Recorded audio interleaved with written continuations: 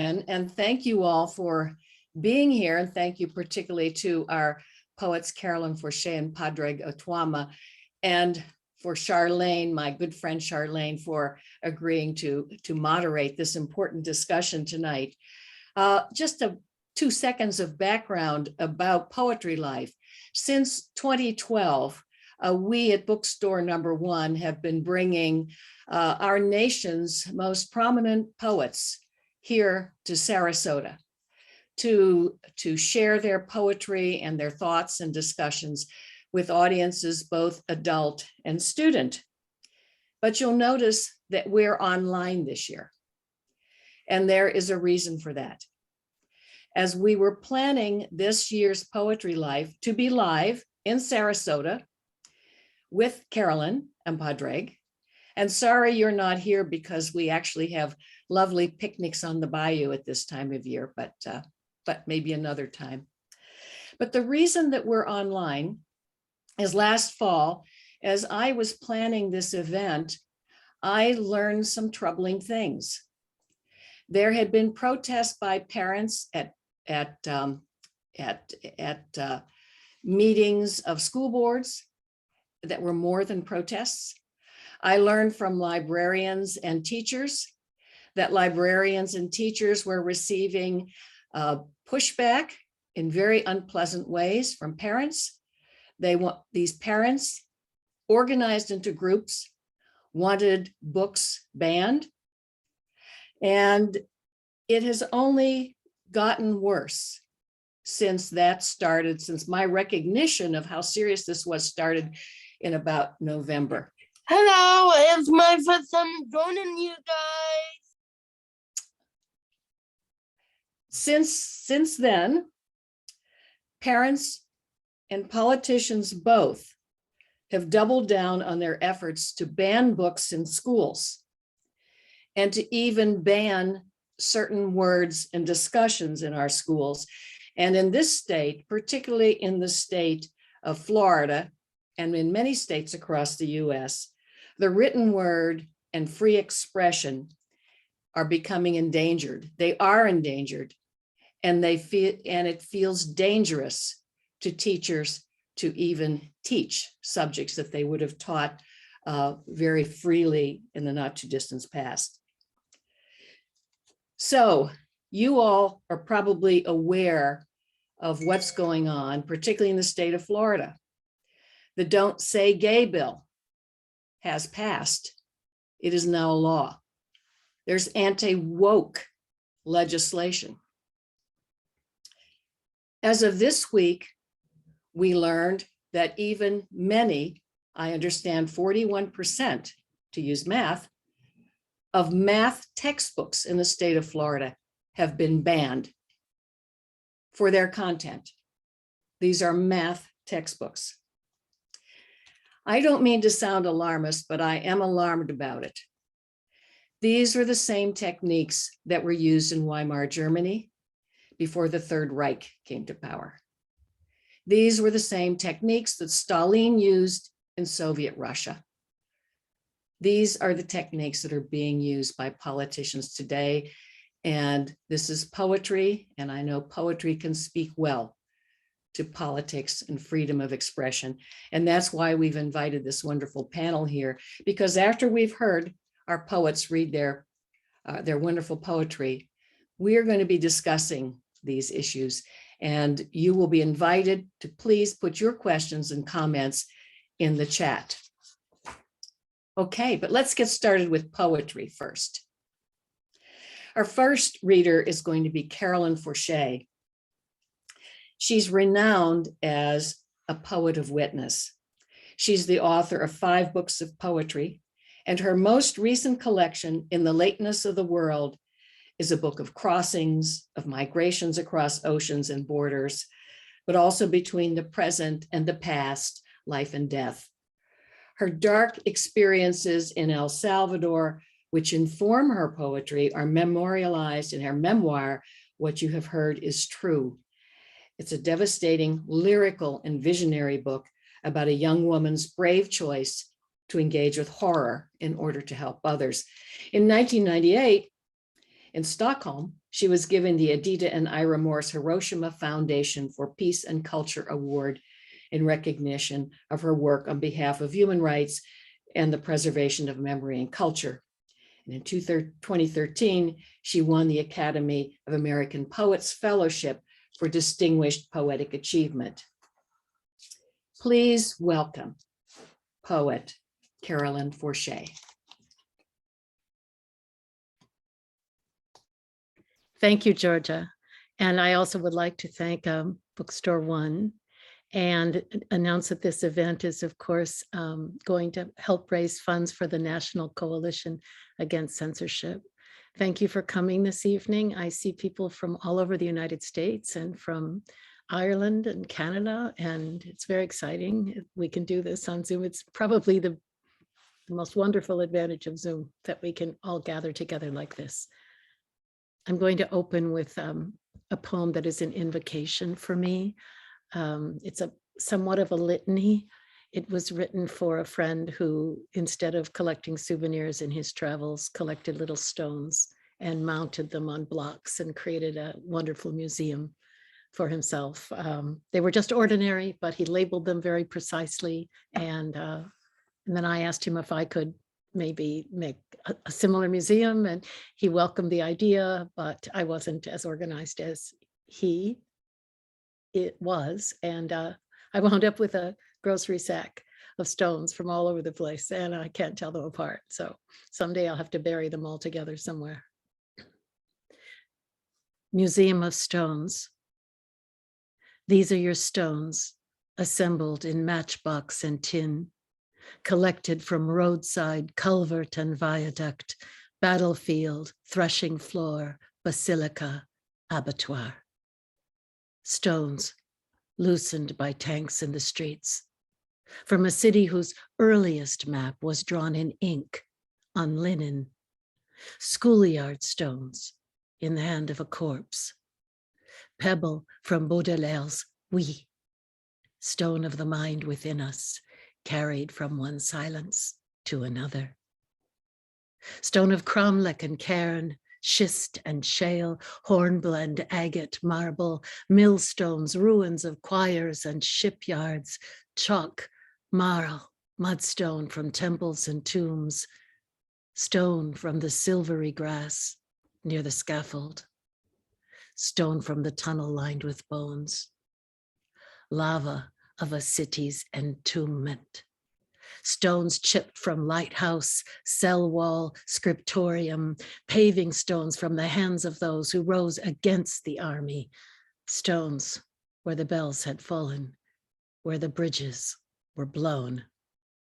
Those that had flown through windows, weighted petitions, feldspar, rose quartz, blue schist, Nice and Chert. Fragments of an abbey at dusk. Sandstone toe of a Buddha, mortared at Bamiyan. Stone from the hill of 3 crosses and a crypt, from a chimney where storks cried like human children. Stones newly fallen from stars, a stillness of stones, a heart, altar and boundary stone, marker and vessel, first cast, load and hail. Bridge stones and others to pave and shut up with, stone apple, stone basil, beach berry, stone break. Concretion of the body, as blind, as cold, as deaf. All earth a quarry, all life a labor, stone-faced, stone drunk with hope that this assemblage of rubble taken together would become a shrine or holy place, an ossuary, immovable and sacred, like the stone that marked the path of the sun as it entered the human dawn. The next poem was written for a man who was a refugee from Homs in Syria. I met him in Milwaukee, and at the time he was driving a taxi, and I was teaching at Marquette University living in a downtown hotel, and on most days walking, but the winters are fierce in Milwaukee. And so some days I just flagged a cab, and many times he wound up to be the person to pick me up. And finally, we realized that we'd seen each other several times before. I looked at his name, I looked at the picture on the visor, and I asked him where he was from. And at the end of that ride, he put the taxi in park and turned off the engine, and the snow started falling, and he told me this. The boatman. We were 31 souls, he said, in the gray sick of sea, in a cold rubber boat, rising and falling in our filth. By morning, this didn't matter. No land was in sight. All were soaked to the bone, living and dead. We could still float, we said, from war to war. What lay behind us but ruins of stone piled on ruins of stone? City called Mother of the Poor, surrounded by fields of cotton and millet. City of jewelers and cloak makers, with the oldest church in Christendom and the sword of Allah. If anyone remains there now, they would be utterly alone. There is a hotel named for it in Rome, 200 meters from the Piazza di Spagna, where you can have breakfast under the portraits of film stars. There, the staff cannot do enough for you. But I am talking nonsense again, as I have since that night we fetched a child, not ours, from the sea, drifting face down in a life vest, its eyes taken by fish or the birds above us. After that, Aleppo went up in smoke, and Raqqa came under a rain of leaflets warning everyone to go. Leave? Yes, but go where? We lived through the Americans and Russians, through Americans again, many nights of death from the clouds. Mornings surprised to be waking from the sleep of death, still unburied and alive, with no safe place. Leave, yes, we'll obey the leaflets, but go where? To the sea, to be eaten? To the shores of Europe, to be caged? To Camp Misery and Camp Remain Here? I ask you then, where? You tell me you are a poet. If so, our destination is the same. I find myself now the boatman, driving a taxi at the end of the world. I will see that you arrive safely, my friend. I will get you there. This poem is for Ilya Kaminsky, who was born in the city of Odessa, Ukraine, former Soviet Union. We went together back to Odessa in 2004. Exile. The city of your childhood rises between steppe and sea, wheat and light, white with the dust of cockle shells, stargazers, and bones of pipefish. City of limestone, soft enough to cut with a hatchet, where the sea unfurls and acacias brought by Greeks on their ships turn white in summer. So yes, you remember, this is the city you lost. City of smugglers and violinists, chess players and monkeys, an opera house, a madhouse, a ghost church with wind for its choir, where two things were esteemed: literature and ships, poetry and the sea. If you return now, it will not be as a being visible to others. And when you walk past, it will not be as if a man had passed, but rather as if someone had remembered something long forgotten and wondered why. If you return, your father will be alive to prepare for you his mint cucumber soup or give you the little sweet called bird's milk. And after hours of looking with him for his sandals lost near the sea, you visit again together the amusement park where your ancestors are buried, and then go home to the apartment house built by German prisoners of war, to whom your father gave bread, which you remember surprised you. You take the tram to a stop where it is no longer possible to get off, and he walks with you until he vanishes, still holding in his own your invisible hand. About a week after the Russian invasion of Ukraine, February 24th of this year, I zoomed to a group of poets in Ukraine who were waiting in their cities, who refused to leave the country, who refused to leave their people. They said, what kind of poets would we be if we ran away? So I prepared this because I wanted to say something to them. And it's not, I don't think it's a poem, it's something else, but it was a message, maybe an emergency poem. If there is ink for this hour, if there is something to say, to write, that would send the tanks, the convoys and transports into reverse on the roads they have rutted, send them back to the borders they crossed, send them back and the hours too that have passed since dawn on the 24th day of the second month. Send those hours with them, and the enemy soldiers dragging with them their crematorium, and the corpses of their fellow soldiers they have left behind, and their own wounded. Send them back, if there is ink, if there is something to write that would raise the cities from the ruins, the apartment blocks, hospitals, schools, that would put the cities back as they were. I would give everything to fill my pen with it.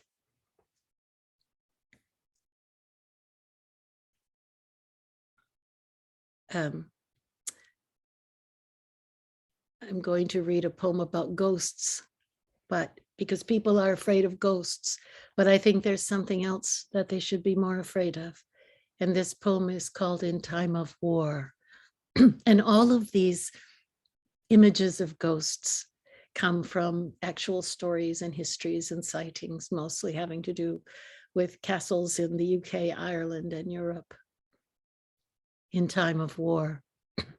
And so we stayed night after night awake until the moon fell behind the blackened cypress and bats returned to their caverns, having gorged on the night air, and all remained still until the hour of rising, when the headless woman was no longer seen, nor a ghostly drum heard, nor anyone taking the form of mist or a fiddler, and the box never opened by itself, nor were there whispers or other sounds, no rustling dress or pet ape trapped in a secret passage, but there was labored breathing and unseen hands leafing through the pages of a visitor's book. And above the ruins, a girl in white lace, and 5 or more candles floating, and someone did see a white dog bound into a nearby wood. But there were neither bagpipes nor smiling skull, no skeletons piled in the oubliette, and there was, as it turned out, no yellow monkey, no blood leaking from a slit throat, and no one saw a woman carrying the severed head, but there were children standing on their own graves, and there was the distant rumble of cannon. Lost poem. I'm searching for a poem I read years ago. It was written by Cavafy, I thought, but reading through Cavafy again, I can't find this poem. I don't recall the title, but there is a road in the poem, and a bridge, and a city near the sea. There are many souls and hungers, figs, demons, imaginary silence, and hidden phrases having to do with secret assignations. The poem is said to have been written on the uncut pages of a dream. In one version, the olive trees go up in smoke, but the bridge survives. In another, the city itself is lost, and there is no road.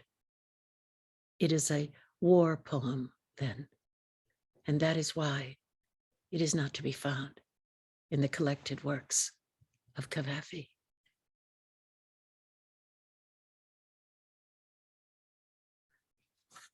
Toward the end,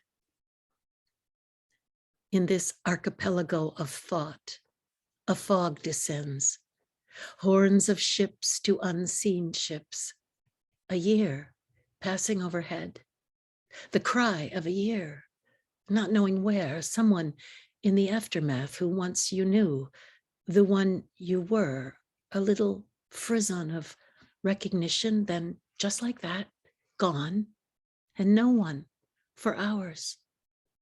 A sound you thought you heard, but in waking darkness is not heard again. 2 sharp knocks on the door. Death it was, you said, but now nothing. Islands, places you have been, the sea, the uncertain, ghosts calling out, lost as they are, no one you knew in your life. A moon above the whole of it, like the light at the bottom of a well opening in the iced air, where you have gone under and come back.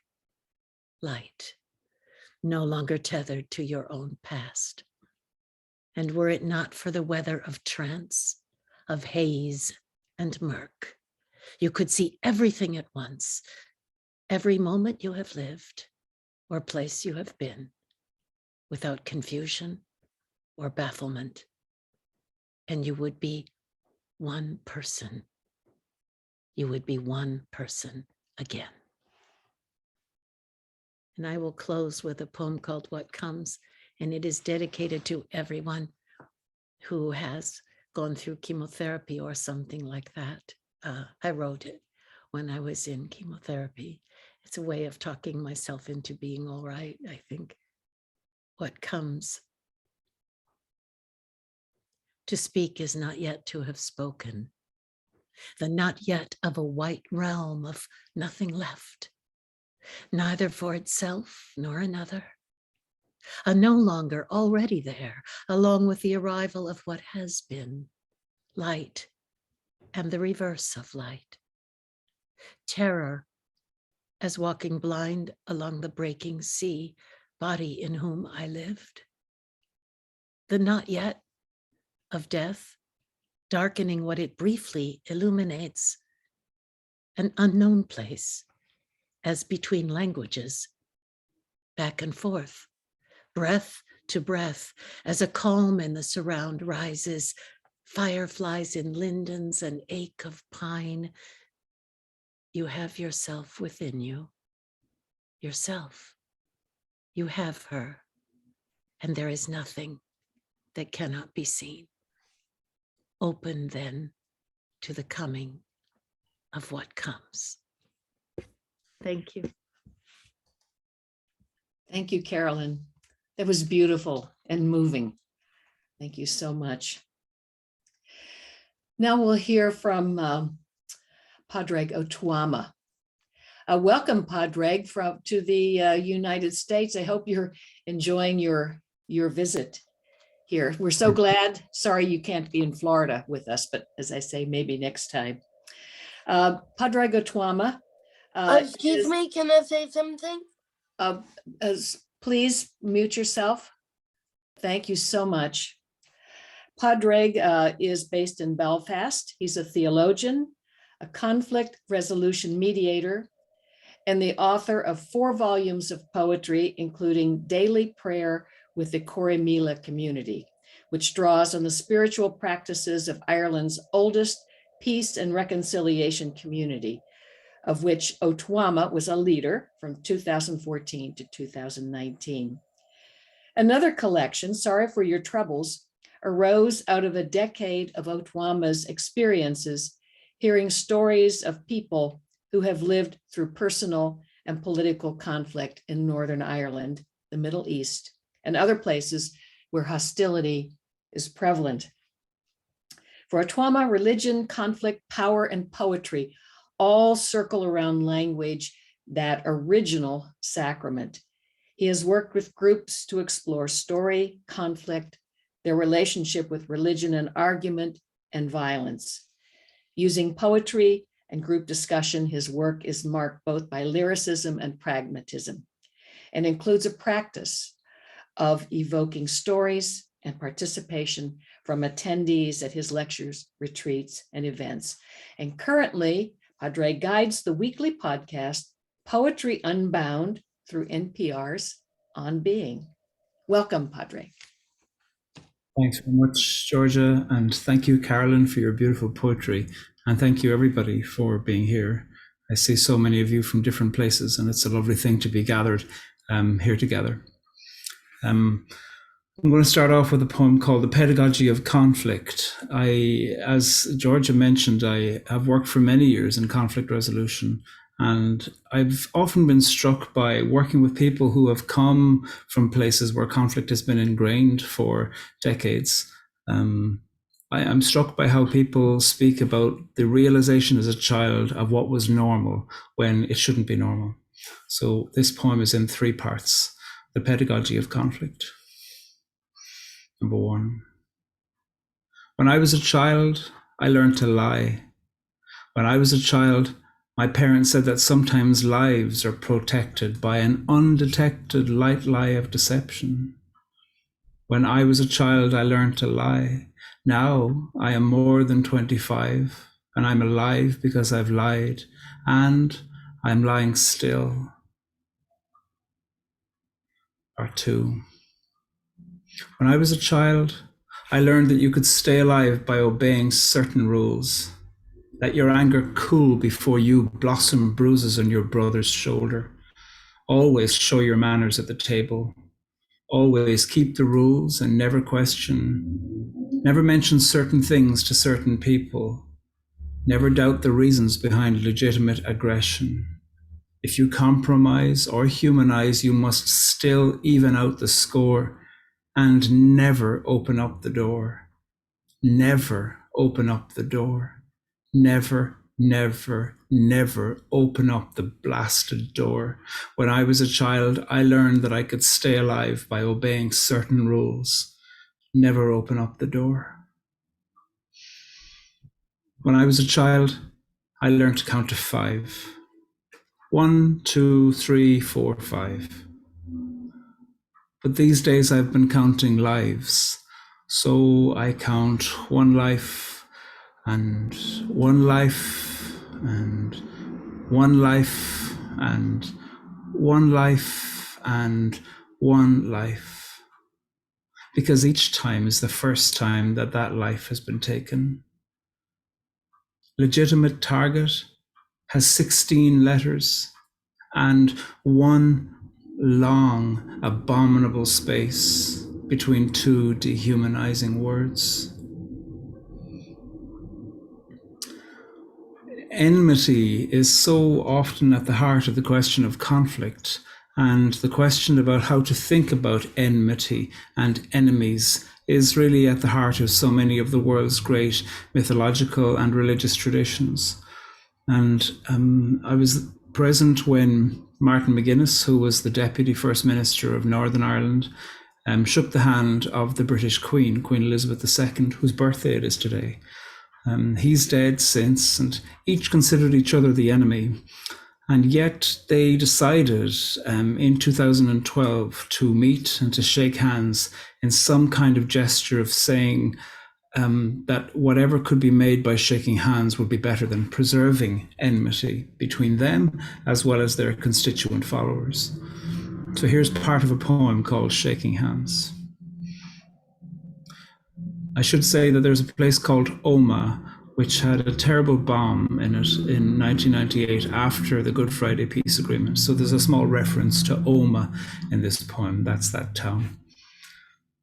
Shaking Hands. Because what's the alternative? Because of loved ones lost. Because it's a small thing, shaking hands. It happens every day. Because I heard of one man whose hands haven't stopped shaking since a market day in Oma. Because it takes a second to say hate, but it takes longer to be a leader, much longer. Because shared space without human touching doesn't amount to much. Because it's tough. Because it is meant to be tough. And this is the stuff of memory, the stuff of hope, the stuff of gesture and meaning and leading, because it has taken so long, because it has taken land and money and languages and barrels of blood, because lives have been lost, because lives have been taken, because to be bereaved is to be troubled by grief, because more than two troubled people live here, because shaking a hand is only a part of the start, because I know a woman whose touch calmed a man whose heart was breaking, because privilege is not to be taken lightly, because this just might be good, because who said that this would be easy, because some people love what you stand for, and for some, if you can, they can, because solidarity means a common hand, because a hand is only a hand, so hang on to it. Most of my academic work has all been in theology, and in a conversation about freedom of speech and about book banning, often it is the literatures, a particular reading of the literatures of the Bible that might lead them to book burning, or lead them to ideas about what should or shouldn't be read, or in the preservation of certain ideas of family that they might say, therefore, something should be quietened. So I'm going to read a few Bible poems. Here's one called Family Tree. This traces the family tree of some of the patriarchs and matriarchs. And one of the things I think that you realize when you read Hebrew Bible and Christian New Testament is that there's a rare family in there that you'd want to belong to, because they're complicated people, and family values that you find throughout the Bible, in a certain sense, are a relief, because it makes us realize, oh, that's just like my family. This is part of a sequence of poems called Screwed Up Families of the Bible. Family Tree. They say Satan teased Sarah while her husband tied their son up on a mountain. It's an old story. A man tests the limits of religion while the devil's on a mission to a woman. The devil said, he's dead. Oh, wait, he's not. Sarah heard a gunshot and did the only thing she could. She reached beyond herself and died. Meanwhile, Isaac sees a frenzy on the face of a patriarch and an angel screaming out a name, and everything's going dark. Afterwards, they never spoke again. One went his way and the other went another. Isaac's mother dead, he followed Hagar to the desert. Hagar married Abraham, but Isaac stayed away, didn't even send a text. He pulled the blinds down, tried to rest, then his father died, and God blessed Isaac. Isaac never quite recovered from the loss. Then Rebecca came along and saw it all. She'd studied Freud, so knew her boys would tell stories that their father couldn't bear. She tore her hair out, then devised a plan, but even she was foiled. Her boys grew up. Her boys forgot the fights of childhood, spat out bitter herbs and limped toward each other when the angels settled down at last. There may not be a God or a Sarah. There may not be a garden or a man who ordered soup up to his room. There may not be a mountain, but there's always been a woman with the truth. And there's always been a brother full of shame. There's always been a story, and there's always been a devil in the details.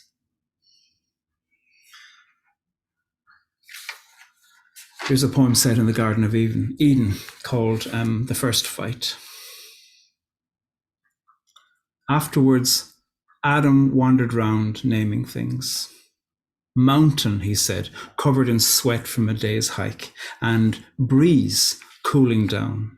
Then earthquake, watching forests fall beneath the earth's shifting plates. God arrived, unnoticed. Avoidance, God said, and Adam turned around. Who invited you? Eve sent me, God replied. She's naming all the things that are underneath the earth, things that will cause the rise and the fall of many other things. Adam sat down and began to cry. Tears, he said, and rage and frustration at all I feel and cannot say. And shut up, God interrupted. Adam turned around. God had gone away.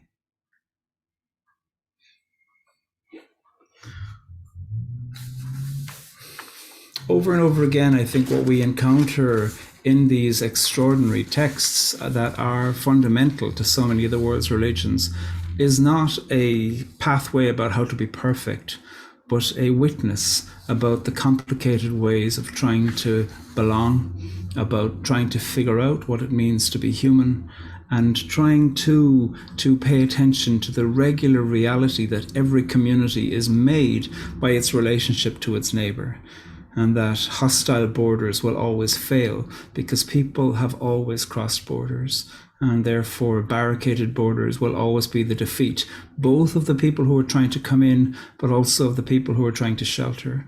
Borders do violence to so many situations. I'm gay, and so as a teenager I was put through a variety of exorcisms for getting rid of the gay in me, and it has been an important thing, I think, for me to discover my own voice of witness and my own voice of truth. 25 years, there was 3 exorcisms and then a couple of years of so-called therapy to cure me. 25 years after those exorcisms, I began to turn attention to them in sonnets. I think it took me over 20 years really to begin to feel safe enough from them, to begin to be curious about them through the lens of art. So here's one of those sonnets called The Exorcism. It mentions American in it because my first exorcist was a woman from the country of California, and you'll meet her in this short sonnet. The Exorcism. I wish you weren't American. I wish you didn't see intrinsic evil in me. I wish you hadn't dragged my secret from me. Now I know you knew already. Someone squealed. I wish you didn't put your hands on me while you were screaming at the devils in me, all my homosexualities. I wish you'd never gathered people round, instructing them to pray in tongues or read from Revelations or chant, Jesus, Jesus, Jesus. I wished you'd shut up, and I repeated, Jesus, Jesus, Jesus. I wish he'd answered, I wished you dead, and I was frightened at the violence in me and the nest of demons in me. I wondered where they lived, in my semen, in the dreams I had of being kissed. Why did they breed in me? My God, my exorcist. All of that is a long time ago, and one of the things that time does sometimes is to give you some distance. And so here's a poem called I Don't Believe in the Future. You'll figure out what it's about by the end. I should introduce 2nd Avenue, New York City, by the way, Lenape land. So I wish I could turn the volume down on that, not just for tonight, but every day. I'm only here for 10 more days. I don't believe in the future. Given that it hasn't happened yet, I want to see if we can make it. A quarter of an hour is how long I've spent with you. Enough to know I know enough. When it struck, the clock struck 2. God, I love it when you moan, my tongue and you. I'm pretty sure that promises are for the present. So here, promises made new. Apologies are for the past. I'll give those too. I don't bring much, just books and cups with stories stored inside them, just maps of days we've made, every second. You're fond of saying the future is uncertain because it hasn't happened yet. So let's make a present, now and now and now, me and you. We've got love, my love, and time and room and lots of things to do. Hear me, I am asking you. I do. Do you? That's the poem I used to propose to my partner, Paul. And we got married last week here in New York City. And for me, it is so important, I think, to know that beyond the hells that so many of us are put through for being LGBT, that there are ways within which the deepest call is not to outrage, but to finding the shape of love that is important. I'll finish with a few more sonnets. They're short. This one's called Jesus Considers Pronouns. The way he has never worked for you, she neither. The way they sounds plural, and that's just how you like it. The way them makes you feel like you belong. The way there can be possessed and you've never felt like anything you've owned would fit. The way you like conjugating yourselves in the first and the second and the many. The way we are legion makes sense in a way that nothing else makes sense. The way you breathe now that your plurals are made personal. The way you are the singular and the slew. And by way of a final sonnet, this is an attempt really at something like a prayer. It's called May Their Children's Heads Be Dashed Against the Rocks, which is a violent invocation that you hear in one of the Psalms. The Jewish people had been taken in exile by the Babylonian King Nebuchadnezzar, and he had ordered them to sing their songs on their lyres, on their harps, by the gardens of Babylon. And a beautiful, sad poem of lament was written. By the rivers of Babylon, we hung up our harps and wept. How can we sing a song of the Lord in a foreign land? And toward the end of this lament, there's this call, may their children's heads be dashed against the rocks. And this is one of the things that I think is so worthwhile in paying attention to the complexity of religious literature. And often it is in the name of such religious literature that other literatures are banned or silenced. But yet the literature that's invoked as some kind of moral cause has within it the witness to the human propensity to violence, to revenge, and the witness too, I think, to the need to pay attention to enmity, to deconstruct our own hostilities. It is a witness of the human cycle, and all within it is being brought into tension with each other. And my life has been filled, unfortunately, with violence. And so I've spent a lot of my adulthood trying to figure out, would I have chosen a life without it? And of course, the answer is yes. But who would I be without having survived it? I don't know the answer to that. So here is a certain kind of prayer to God where I'm trying to give God some names. May their children's heads be dashed against the rocks. I swear all my life I've needed violence and prayer. And in order to survive this little hell, some necessary sadness, carrying it, causing it as well. So in strange gratitude, I turn to you, O breaker of a universe or two. O silence at the heart of the terrifying question. O shaper of the fundamental flaw, with undeserved respect for all you saw and didn't do, for all you never said, for all that you did not make new. Thank you very much. Thank you very much. I enjoy your poetry very much. Very, very profound, and I love to smile at some of the verses as well. Now I'm going to introduce moderator of the discussion that is to follow, and that is Charlayne Hunter-Gault. She's an award-winning journalist with more than 40 years in the industry. She's the author of 3 books so far, another one coming out in September, by the way, which I believe is entitled My People. Is that correct? Okay. Yeah. And the other books, though, are To the Mountaintop, My Journey Through the Civil Rights Movement.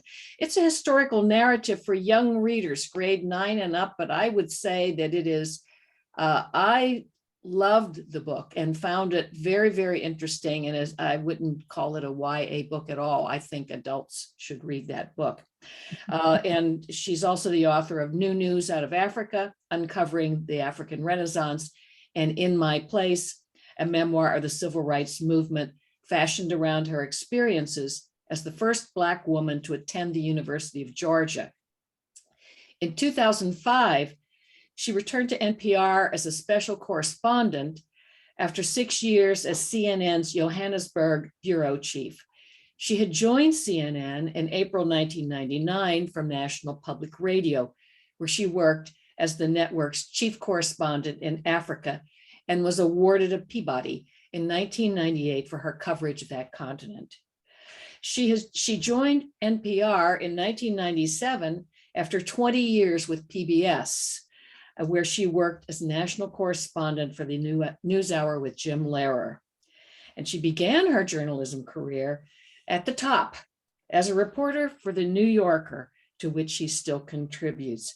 Her numerous honors include 2 Emmy Awards and 3 other Peabody Awards, her first for her work on Apartheid's People, a NewsHour series about South African life during apartheid. And she's been the recipient of numerous other awards and citations, and continues to do a wonderful series on PBS on social issues. But I have to say, Charlayne, I've forgotten the title of that. Race Matters, Race Matters. Race Matter. Thank you. Thank you. Thank you so much. So please. That's enough, Georgia. You know what? I could go on, but you know what? I edited this down. This is the woman we have with us today. Okay. All right. Charlayne, I will let you and Carolyn and Padraig go to it for your discussion. So welcome to all of you. Thank you so much, Georgia. And I tell you, I am so disappointed that I'm happy that we're together this way. But I wanted to say, Padraig, I'm a PK. So all of your references to the Bible, I've been there, done that with my grandfather, with my father. So I was there with you.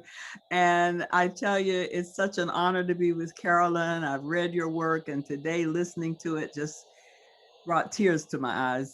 Jim Lehrer used to say, I cry at a bad commercial, but I only cry when something is really moving. And the both of you have been very moving. But we don't have a lot of time left now. And so I want to pursue the topic that has us on Zoom as opposed to in person. And I'd like to begin by asking both of you, when you were growing up, what, if any, books did you read that introduced you to slavery, racism, sexuality as a young person? Interesting. You can start, Carolyn, if you can remember back that far. Thank you. I'd have to go. Yeah, I'm in my 7th decade. So, you know, there was a lot of censorship when I was growing up. I was educated by Dominican nuns, and they taught us only the abridged versions of things. And whenever there was any reference to sex in the newspaper, for example, in the advice columns, my mother will have clipped it out before we woke up to go to breakfast in the morning. So it wasn't until, for me, I did have books that had to do, I studied about because I suppose I was in the North, and they taught us about the Civil War. They taught us about slavery, but it was a very strange education, because it wasn't complete. It was very, it made it much less horrific than was, in the books that I read. It was very watered down. It wasn't the industrial enslavement of a population that enriched and made the wealth of the United States. It was little plantations with nice little wedding cake houses and people who were slaves, and then they were set free, and we have a happy ending, and that was it. Right. But I was born and spent part of my childhood in Detroit. And so when the civil rights movement began, I became aware of it when I was about 12, I would say 1962 or so. And I was completely riveted to the television whenever anything came on about it. It was, the Jim Crow laws were horrifying.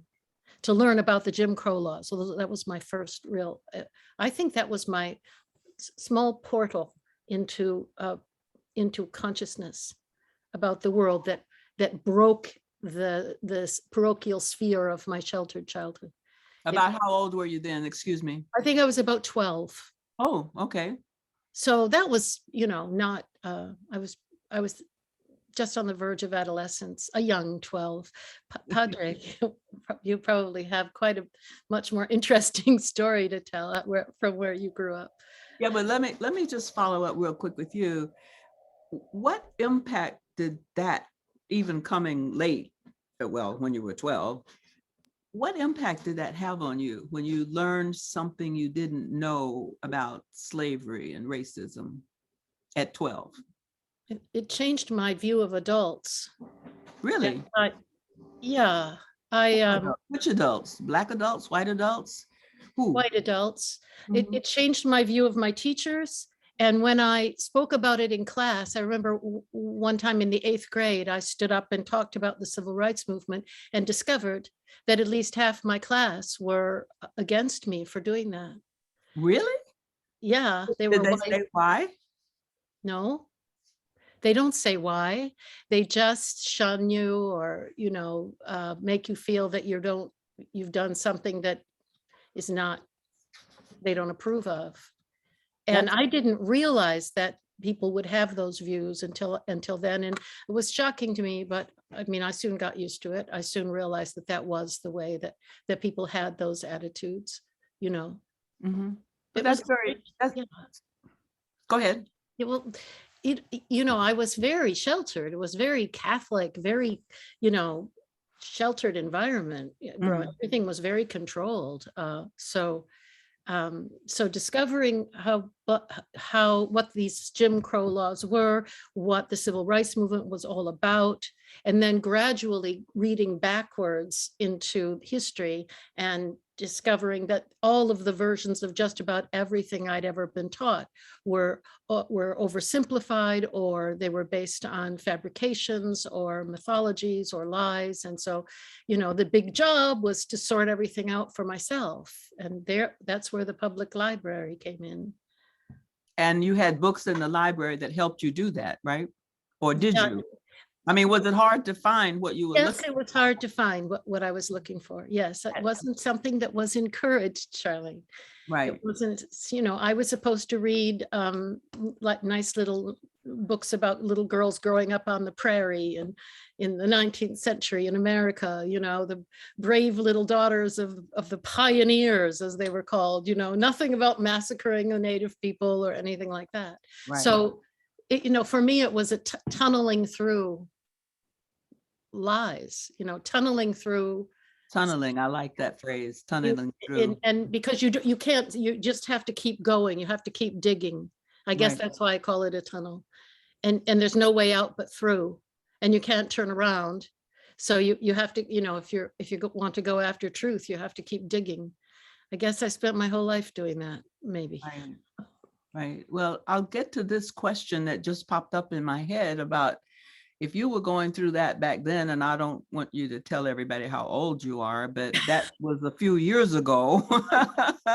and you had that kind of attitude in the larger society. That's interesting. Let me go back to that in a minute, but let me just go to Padraig a minute and ask him the same question. What, if any, books did you read that introduced you to slavery and racism and sexuality? Hmm. back in the Well, day. I don't want to know how old you are either, but if you want to tell us, that's fine. But I just turned 80, so hello.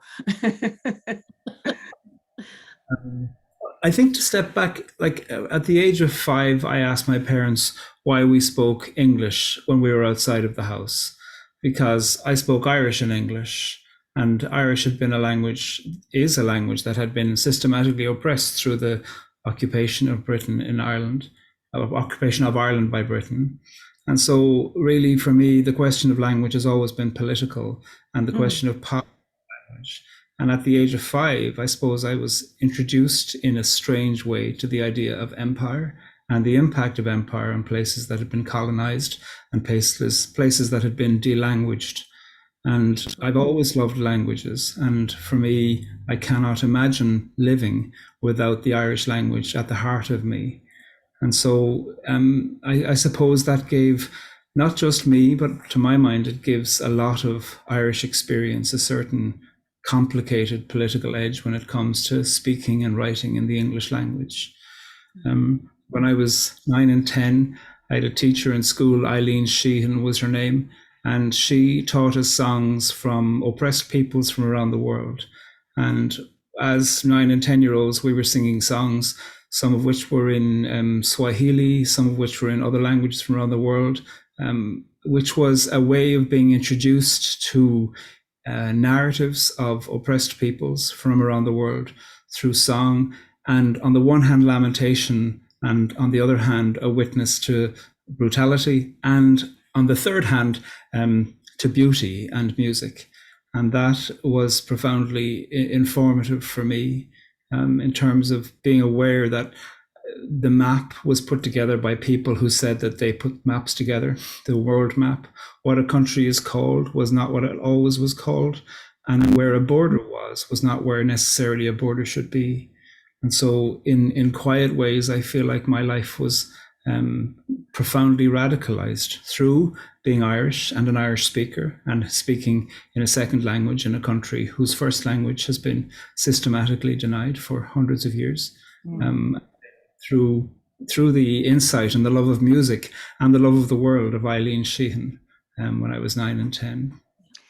What were your parents aware of what was going on in your head and in your life? I mean, what was influencing you and having an impact on your thinking at that point? Well, it influenced them too, because they're Irish speakers. I was really I'm a product of the society, I think. Right. Society has an education system that has poetry at its heart, and a product of society that recognizes that in order for us to talk about Irish history, what we fundamentally had to learn from the word go was the impact of being Irish in Ireland after the British came and everything that was done as a result of that. And that, I think, leads one to ask questions about whose history is being studied and what's who gets to write the history books and from whose point of view is being put across. That's fascinating. As you talked, I thought about my favorite poem that goes, "May the road rise to meet you. May the sun always be at your back." But anyway, that's neither here nor there right now. How surprised, let me go back to you, Carolyn. How surprised are you today that there is blowback from some parents who are opposed to so many of the books that deal with slavery and racism and sexuality? Is that a surprise to you that you're getting this kind of blowback? No, it's not a surprise because the country has not faced its racism. It's not faced a number of issues, the occulted memory of the founding genocide, enslavement, misogyny. I mean, we have to work through all of those things, and the country has not done that work, and which has to be done. But the reason why it's happening now, I think, is interesting, because I think that there are a number of reasons for it. One is that it serves very well authoritarian Republicans to make a distraction You know, we'll talk about library books. We won't talk about not having healthcare or housing, about having a falling apart infrastructure, about all the other problems we have. We won't focus on those because we'll focus on libraries and books. The other thing it is it's an attack on public education, an orchestrated attack on public education and on public libraries, on anything that provides for the common good for the public. I think these things are all connected, is what I'm saying. Why do you think that is? Why do I think it is? Because if you want to establish authoritarian rule, you have to control information. You have to control education. You have to suppress certain ideas. You have to be in charge of what's able to be discussed and taught and talked about and written, if you want to keep people under authoritarianism and authoritarian rule. And I think there is a struggle right now between the forces of democracy and the forces of authoritarianism worldwide, not just in the US. And it's a linked struggle. I mean, the figures know each other, the figures study each other, the various people behind this kind of effort, you know, who've realized that what they really want is to take over. They're here, they're everywhere. And we all have to work against this. Padraig, would you unmute yourself and respond? I mean, from your perspective in another part of the world, you agree with what Carolyn is saying? I mean, you don't have to disagree because you all can remain friends. We are. Is that your perspective as well from where you sit across the water and sometimes in New York? Sometimes in New York. I suppose I think about fear and power and the strange way within which people who are manifesting authoritarian forms of power are also stoking a very convenient form of fear in themselves, which is being used to cloak the way that they then seek to control others.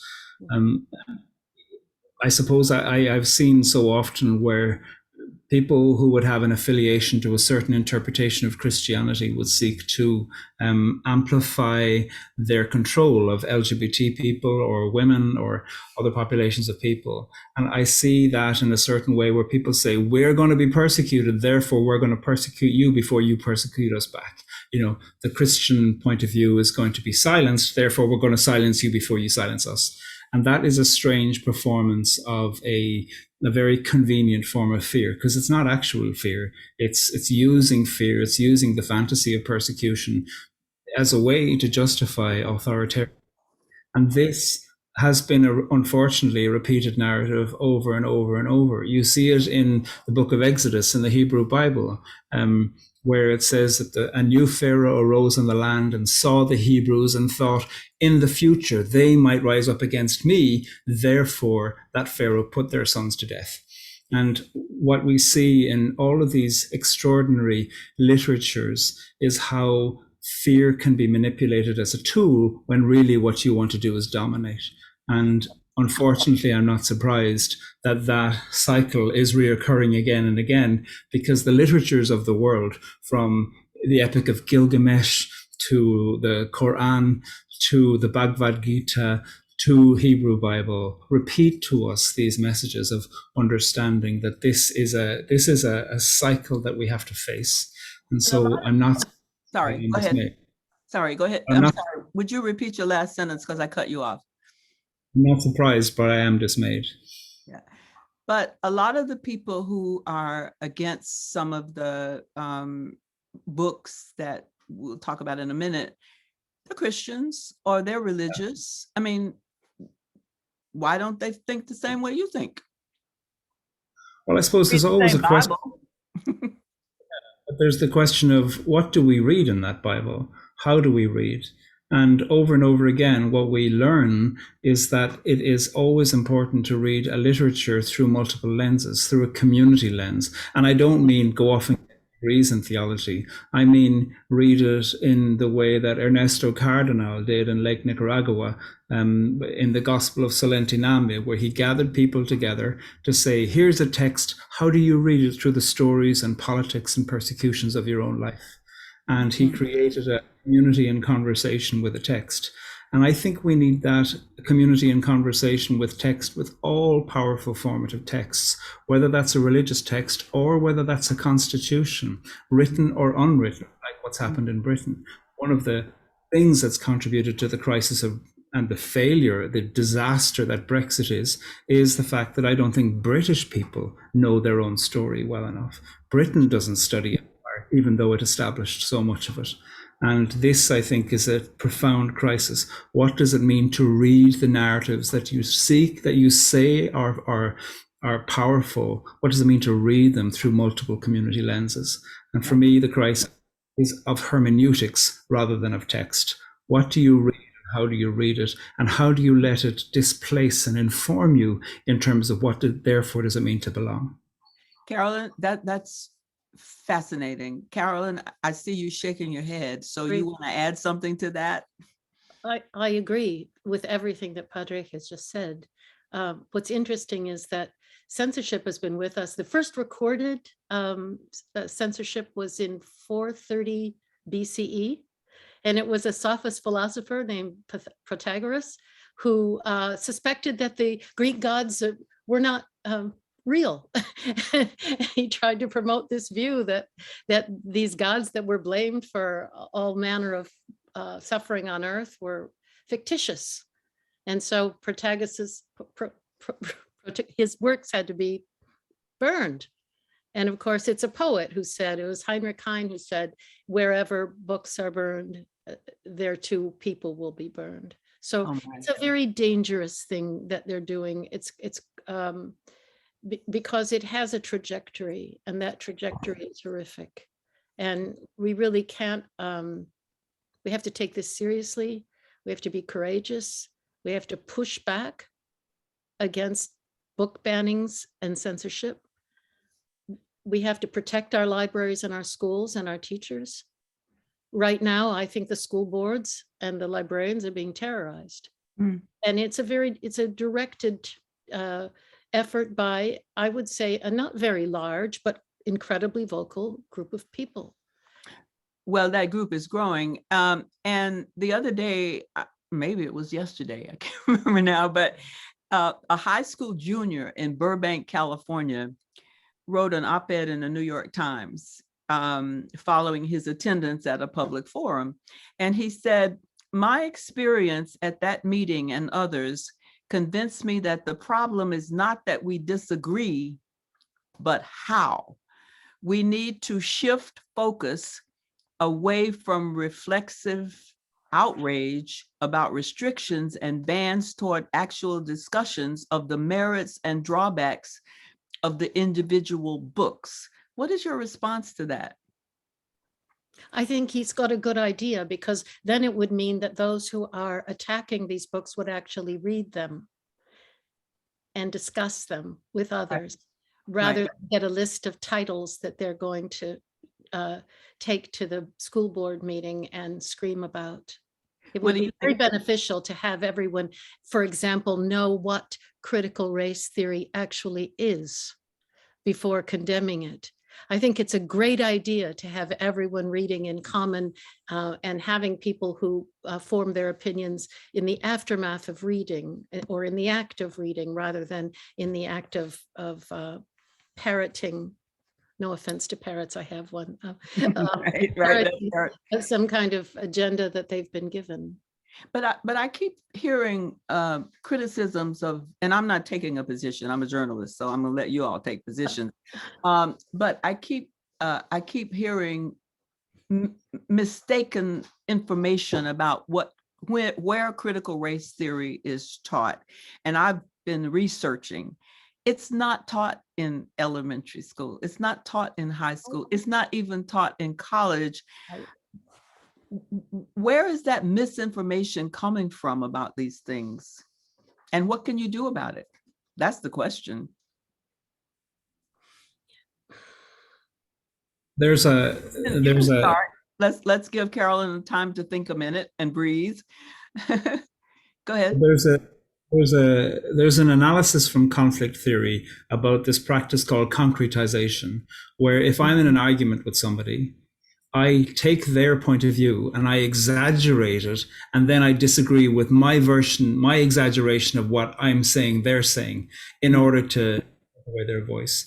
And one of the things that you're describing, I think, is this form of concretization, where to amplify an untrue misrepresentation of the thing you say you're against, then you automatically remove the voice of the people to say, actually, here's what I want to propose. And so you create the argument in yourself in order to be able to dismiss the argument and shut it down.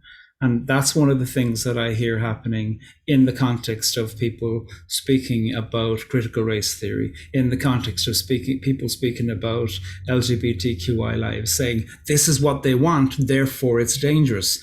And it's the first part of that clause that is problematic, because it's untrue that this is what they want. That is the concretized statement. You create the very thing that you say you're against. It's like, speaking theologically, it's like the devil. You create the devil in order to be frightened of the devil. And I think this is an old technique of fear that you see over and over again in so many literatures and in so many cultures. You create the devil in order to be frightened of the devil and use that fear. Right, right. I was so fascinated because this was fascinated by this letter from this high school junior, because one of the other things he said, I could have said how Atticus Finch's defense of Tom Robinson in To Kill a Mockingbird taught me the danger of complacency, how the unlikely friendship of Huckleberry Finn and Jim in Adventures of Huckleberry Finn and Timothy in the Cave taught me that love transcends any and all differences. Now, why is this message, Carolyn, not resonating with people who are protesting a lot of the books that you've read and that Padraig have read and I've read? Again, I think this is somewhat organized. There are organizations such as the one that attacked the book, the fact that this reading might have been held in person, Moms for Patriotism or something like that. There are organizations that are disseminating descriptions of books that are false, and they're giving lists to people and warning them about the dangers of these materials. They're not being read. The lists are being taken to school board meetings. And there's something else behind it that I'd like to say. This business about the math books for K through 5, math books that have been withdrawn because of mentions of critical race theory.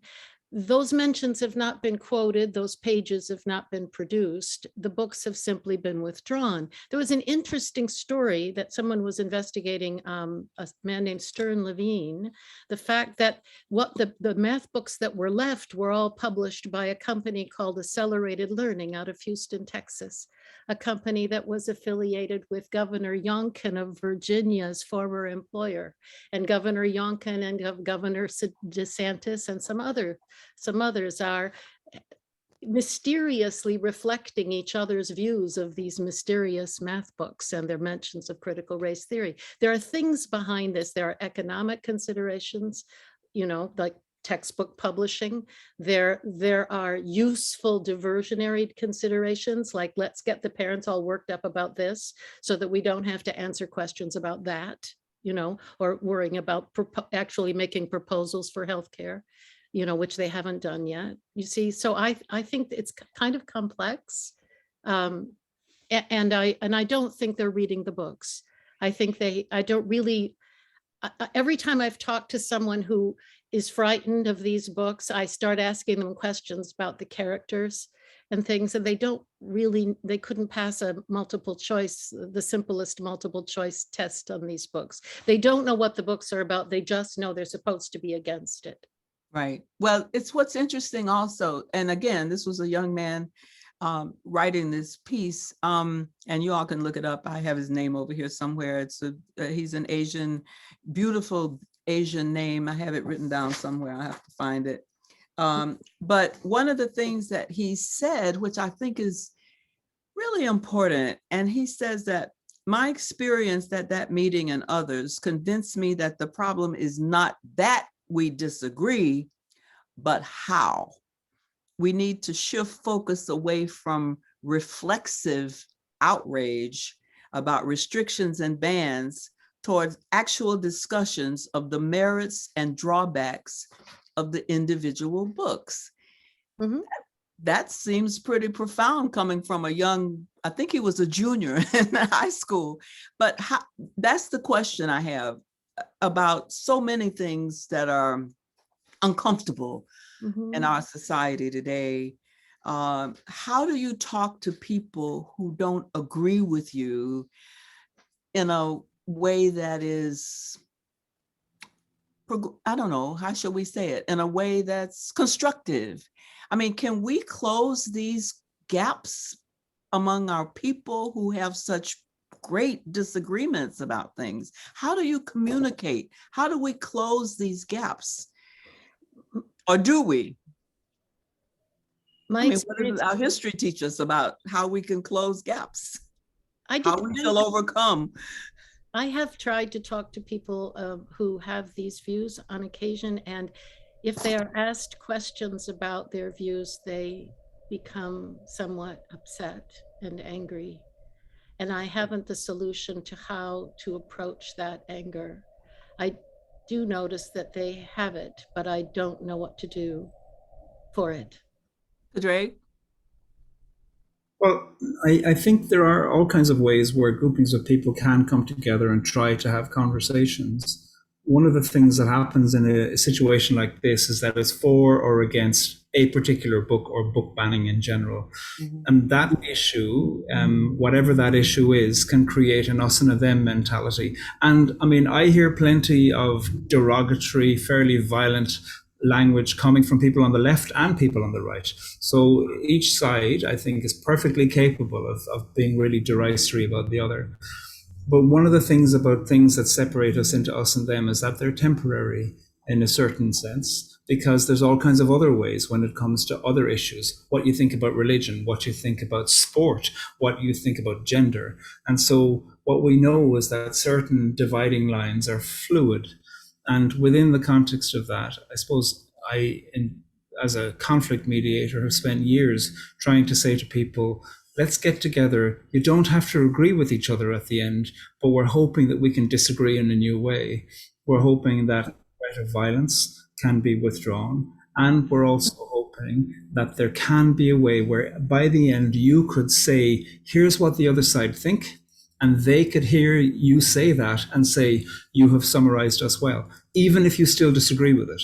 And I have seen over and over again that where people are able and interested and where there are the resources to model that and support that and lead that, that people have been able to do such things in extraordinary ways that then does, in a certain sense, it may not convert somebody when it comes to a particular opinion, but what it does do is invite the imagination into a way of thinking through what would it mean for me if I belonged to a different point of view, a different group, a different identity? How would I view this differently? And somehow imagination informs what's going to happen in terms of conversation.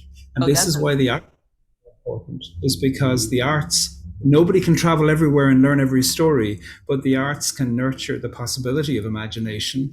And by doing that, that can deepen the muscle of empathy. And with that then comes the possibility of being able to think through things in a different way. Empathy, I like that word. And I think that if we had been able to do this as we had originally planned, I would love to have had people who don't have the same positions as you and Carolyn. And so many of the people, I'm looking at some of their comments on the chat. We might have had a constructive conversation. I mean, it's staying away from people who disagree with you that I think keeps going these terrible relationships. Do you agree with that? I mean, do you think that we could have made a difference if we had been in person? Well, presence is always makes a difference, to be present with people in an environment. So yes, probably so. Zoom is a little bit limited, except that we can be so geographically inclusive with the Zoom. When I was talking about people who resist, who become angry, I was really focusing specifically on the issue of fear of books and wanting to restrict books, not necessarily people who are left or right or anything politically. I don't think in those terms anymore, because what I see is a different kind of confrontation now than we traditionally think of political confrontation. And I do think that the arts, and particularly poetry and writing and literature, have a capacity to nurture the empathetic imagination and extend it. And so that's why it's so very valuable. And that's why I worry when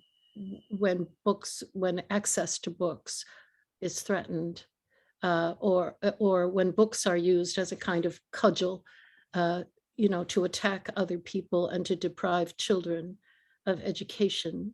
So, so my defense will always be for literature to be accessible and to thrive and to be nurtured, and for libraries to be free, open, and public, and schools to be free, open, and public, because education is so very important, and it is under attack now. And I don't know whether it's the left or the right that's attacking it, because I don't even know what the terms mean anymore.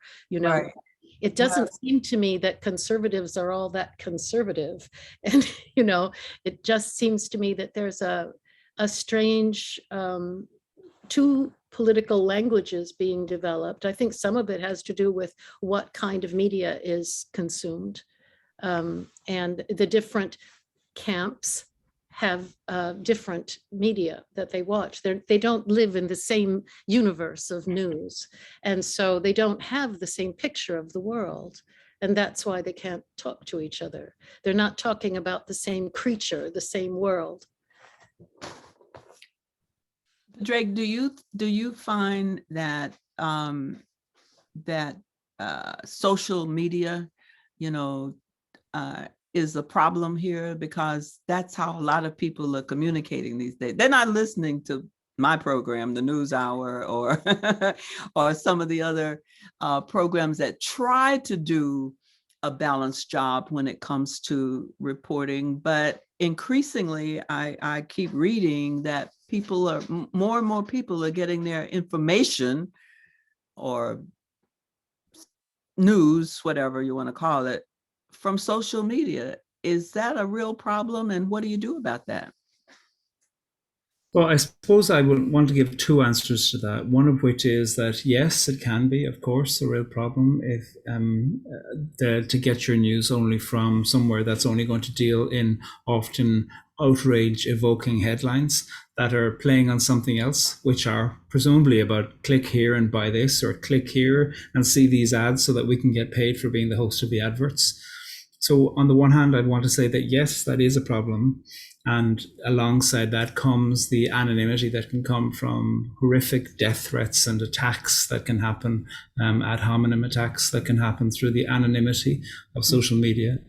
But on the other hand, I suppose I want to say that I see that gossip has always been a problem. It's why you find in so many, and again, I'll speak theologically, when you find so much of biblical text speaks against the danger of gossip, which is always about the loose tongue. And in that context, what we're facing is a contemporary manifestation of an old problem. And the old problem is, how do we use language in public? How do we use language when we're representing? How do we use language to speak? What is the relationship between truth and tongue? And what else has happened? And that has been around for a very long time. So I don't want to diminish the threat that social media can be. I've known a few people who've gotten death threats on social media, and it's petrifying, of course, and that can be absolutely frightening. But at the same time, I don't want to in any way imply that we are doing something now that's removed from the human condition as we've known it up to now. Language has always been used as a weapon, and the relationship between truth and tongue has been written about in the moral poetries of the world for millennia. Right. Charlayne, if I could jump in a little bit, this is Yeah, Georgia. please do, Georgia. Yeah, we're running a little bit short of time, and I would certainly like to give at least one or two people who are out there a chance to pose some questions. And Bryn, are you there? And have we gotten any questions that for our Yes, we have. poets? Yes, Or yes, yes. Charlayne? Yeah. Yes, I am here. One of the questions that came up is how might poetry bridge this gap between one side and the other? Whoever wants to take that. Is that an easy question for you guys? Right. Well, poets have evoked violence too, and so I suppose I always want to be aware that poetry we hope is good, but we hope that language and the imagination is good. And there have been poets who have used terrible language in order to evoke violence. There's all kinds of ways within which poetry has been used to, for instance, Boris Johnson, when he went to Burma, was quoting some extraordinarily inappropriate poems of empire, and being told by his own people, shut up. So we know that, and I mean, I've read some of the poems, like Edmund Spenser, the author of The Faerie Queene, wrote a treatise against the Irish. And so the idea that poetry or poets are somehow beyond the idea of using language for violence is something that I'd want to say we are all held to the question of integrity and accountability, I hope, about the way that we use language in public. Right, right. Carolyn, do you have any thoughts on it? Poetry is one of the oldest human arts. It may be the oldest. I have a great faith in it, but I don't think it's widely read enough in our society to make much of a difference in bridging a gap. So I've decided not to focus on this gap too much anymore and focus rather on defending democracy, suffrage, civil society, to shore that up, to promote it, to defend it, because I think it's very much in danger. And so that's my focus now, rather than worrying about how large the gap is or how I possibly find strategies to, as they say, talk across the aisle. I don't know that there is an aisle. I think we're in a serious period right now in terms of our democracy. And I believe literature is the foundation of that democracy. So the free exchange of ideas. And that free exchange of ideas means that we should be very wary of book banning and censorship and attacks on bookstores and independent booksellers and librarians and teachers.